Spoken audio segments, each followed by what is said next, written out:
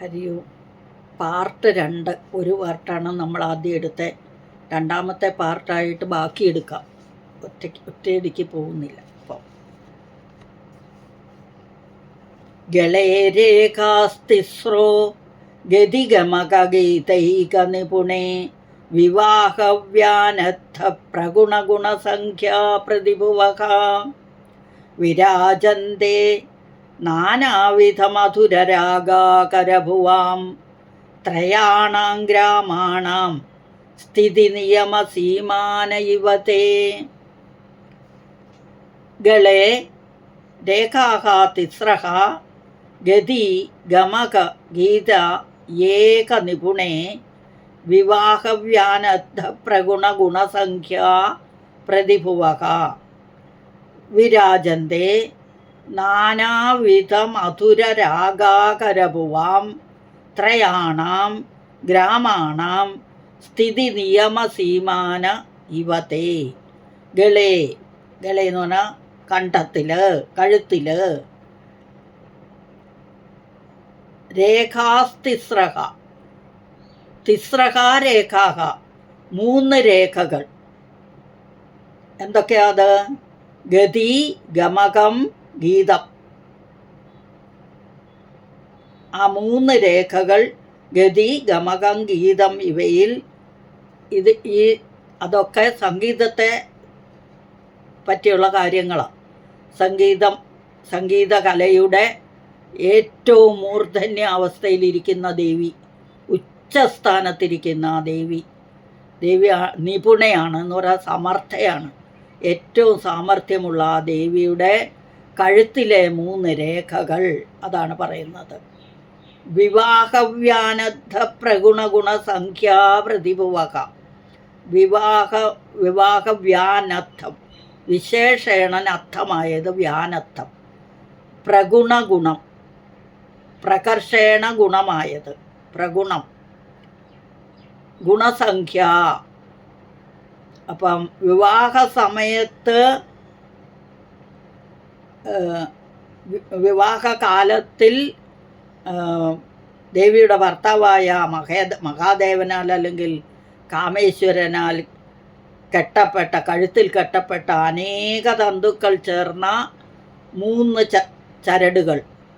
അനേക തന്തുക്കൾ കുറേ നൂലുകൾ ചേർന്നിട്ടാണ് 3 നൂലാക്കി മാറ്റുന്നത്, 3 ചരടുകളാക്കി മാറ്റുന്നത്. അപ്പോൾ സരങ്ങൾ എന്ന് പറഞ്ഞാൽ ഇവിടെ ചരടുകൾ.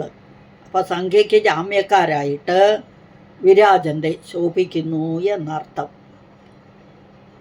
നാനാവിധ മധുര രാഗാകരഭുവാം. പല വിധത്തിലുള്ള മാധുര്യത്തോടു കൂടിയ രാഗങ്ങൾക്ക് വിളഭൂമികളായ ത്രയാണാം ഗ്രാമാണാം 3 സ്വരഗ്രാമങ്ങളുടെ. ആ സ്വരഗ്രാമങ്ങൾ ഏതൊക്കെയാണ്?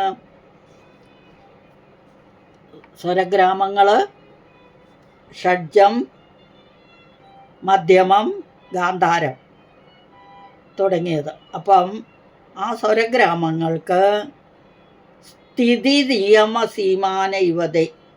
സ്ഥിതി നിയമ സീമാന എന്ന് പറയുന്നത് സ്ഥിതിയെ നിയമിക്കുന്ന ഏടുകൾ എന്നും എലുകകൾ എന്നൊക്കെ നമ്മൾ പറയും. ആ നിയമിക്കുന്ന എലുകകൾ പോലെ ആണ് നിന്തിരുവടിയുടെ, അതായത് തേ എന്ന് പറഞ്ഞാൽ നിന്തിരുവടിയുടെ, ദേവിയുടെ ഇവ എന്ന പോലെ ദേവിയുടെ കഴുത്തിലുള്ള മംഗളസൂത്ര ചരട് അതിനെയാണ് ഇവിടെ പറഞ്ഞത്. അപ്പം ഗളേരേഖാസ്തിസ്രോ ഗതിഗമകഗീതൈക നിപുണേ വിവാഹവ്യാനദ്ധ പ്രഗുണഗുണസംഖ്യാ പ്രതിഭുവക വിരാജന്തേ നാനാവിധമധുരരാഗാകരഭുവാം. ഭുവം എന്ന് പറഞ്ഞാൽ ഭവിക്കുന്നത്, കരഭുവാം എന്ന് പറഞ്ഞാൽ അതിൻ്റെ ഉത്ഭവസ്ഥാനം. ത്രയാണാം ഗ്രാമാണാം സ്ഥിതി നിയമസീമാനൈവ തേ. ഗതിഗമകം ഗീതം ഇവയാൽ അല്ലെങ്കിൽ ഇവയിൽ സാമർഥ്യത്തോടു കൂടിയ അല്ലയോ ദേവി. വിവാഹ സമയത്തിൽ സ്വന്തം ഭർത്താവായ മഹാദേവനാൽ കെട്ടപ്പെട്ട അനേക തന്തുക്കളോടുകൂടിയ 3 സ്വരങ്ങളുടെ 3 സരങ്ങൾ, സരം ചരടാണ്, ചരടുകളുടെ സംഖ്യയ്ക്ക്, അതായത് ആ 3 എന്നതിന് ജാമ്യക്കാരായ നിന്തിരുവടിയുടെ കഴുത്തിലുള്ള ഈ 3 രേഖകൾ പല വിധത്തിലുള്ള മാധുര്യത്തോടു കൂടിയ രാഗങ്ങൾക്ക് വിളഭൂമിയായിത്തീരുന്നു. 3 സ്വരഗ്രാമങ്ങളുടെ സ്ഥിതിയെ നിയമിക്കുന്ന എലികകൾ പോലെ ശോഭിക്കുന്നു. അത് ഷഡ്ജം, മധ്യമം, ഗാന്ധാരം, അതാണ് 3 ഇനി അതിനെ കുറിക്കുന്ന ഒരു ചെറിയ ശ്ലോകമുണ്ട്. ലലാടേ ചകളേ ചൈവ മധ്യേ ചാഭിവലിത്രയം സ്ത്രീപുംസോരുഭയോർജ്ഞേയം മഹാസൗഭാഗ്യ സൂചക. ഇത് പുസ്തകത്തിലൊന്നും ഉള്ളതല്ല കേട്ടോ. അതൊരു ഉദാഹരണം പറഞ്ഞാൽ, ലലാടം എന്ന് പറഞ്ഞാൽ നെറ്റി. അതായത് നമ്മൾ പഠിച്ച ആ ശ്ലോകത്തിൻ്റെ അർത്ഥം ഈ ശ്ലോകത്തിലുണ്ട്. അതാണ് നെറ്റി, കഴുത്ത്, മധ്യഭാഗം വയറ്, 3 രേഖകളുണ്ട്. അത് എന്തായിരിക്കും ഈ ഈ ശാസ്ത്രം? ഇത് ഈ ശ്ലോകത്തിൻ്റെ അതിനെ പറയുന്നത് സാമുദ്രിക ശാസ്ത്രം എന്നാണ്. അപ്പം കണ്ടത്തിലുള്ള 3 വരികളെ വിവാഹകാലത്ത് കെട്ടപ്പെടുന്ന മംഗലസൂത്രത്തോട് ഉപമിച്ചിരിക്കുന്നു അല്ലേ? മധ്യമം, ഷഡ്ജം, ഗാന്ധാരം തുടങ്ങിയ 3 വിധ സ്വരങ്ങളുടെ സ്ഥാനത്തെ ഒന്നോടൊന്ന് ചേർത്ത് എലികകൾ പോലെ ശോഭിക്കുന്നു എന്നാണ് പറഞ്ഞത്. മംഗളസൂത്രത്തെ ശോഭിക്കുന്നു എന്ന് ആയി. മംഗളസൂത്രത്തിന് സമാനമായിട്ട് ആ വരികളെ ഉപമിച്ചിരിക്കുന്നു. നമുക്ക് കൂടുതൽ ഇതേപ്പറ്റി സംഗീതം അറിയാത്തതുകൊണ്ട് അറിഞ്ഞുകൂടാ. അറിയാവുന്ന തരത്തിൽ ഇതാണ്. അപ്പോൾ ഒന്നും കൂടി ആ ശ്ലോകം വായിക്കാം. ഗളേരേഖാസ്തിസ്രോ ഗതിഗമകഗീതൈക നിപുണേ വിവാഹവ്യാനദ്ധ പ്രഗുണഗുണസംഖ്യാ പ്രതിഭുവകാം വിരാജന്തേ നാനാവിധ മധുരരാഗാകരഭുവാം ത്രയാണാം ഗ്രാമാണാം സ്ഥിതി നിയമസീമാനൈവതേ.